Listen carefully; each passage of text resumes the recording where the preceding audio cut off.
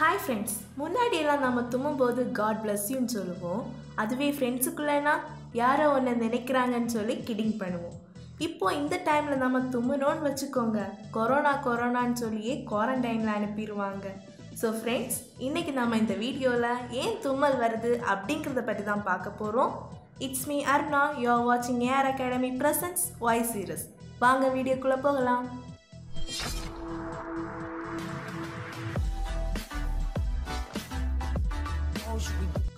எல்லாருமே எல்லா இடத்துலையும் அக்கேஷ்னலாக ஸ்னீஸ் பண்ணுவோம், ரைட்டா? பட் ஏன் நாம் ஸ்னீஸ் பண்ணுறோன்னு எப்போச்சும் திங்க் பண்ணியிருக்கோமா?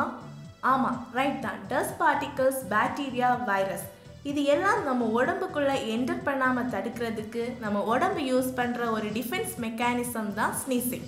ஆக்சுவலி ஃபர்ஸ்ட் தும்மல் எப்படி வருதுன்னு பார்க்கலாம்.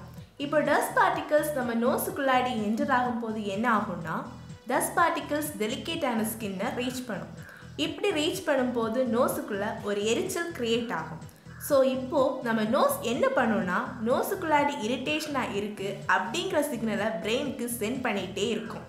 உடனே நம்ம பிரெயின் லங்ஸ் கிட்ட தும்மலுக்கு தேவையான ஏர் ப்ரெஷரை பில்டப் பண்ண சொல்லும். இப்படி ஏர் ப்ரெஷர் பில்ட் ஆகும்போது லங்ஸ் கான்ட்ராக்ட் ஆகும். இப்படி கான்ட்ராக்ட் ஆகும்போது தான் தும்மல் வருது. ஸோ நம்ம தும்மும் போது நோஸுக்குள்ளாடி என்டரான டஸ்ட் பார்ட்டிகிள்ஸ் எல்லாமே வெளியே வந்துடும்.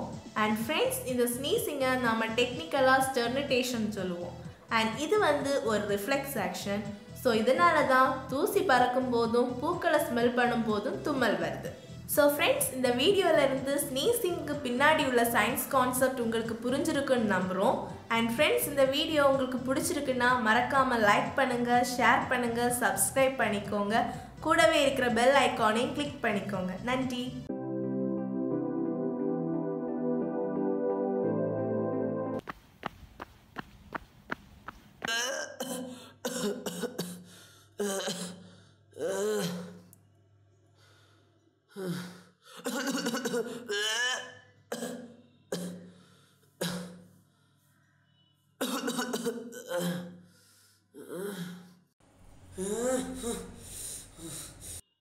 டேய், என்னடா பண்ண?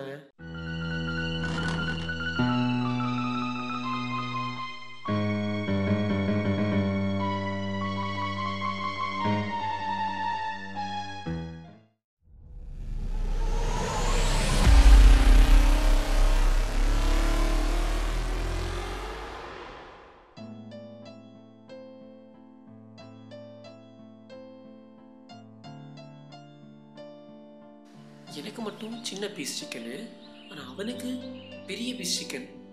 இருடா, இப்போ தூக்குறேன். இதான் சரியான டைம், தூக்கிட வேண்டியதுதான். சிக்கன் என் பிளேட்ல இந்த சிக்கன் எப்படி அவன் பிளேட்ல?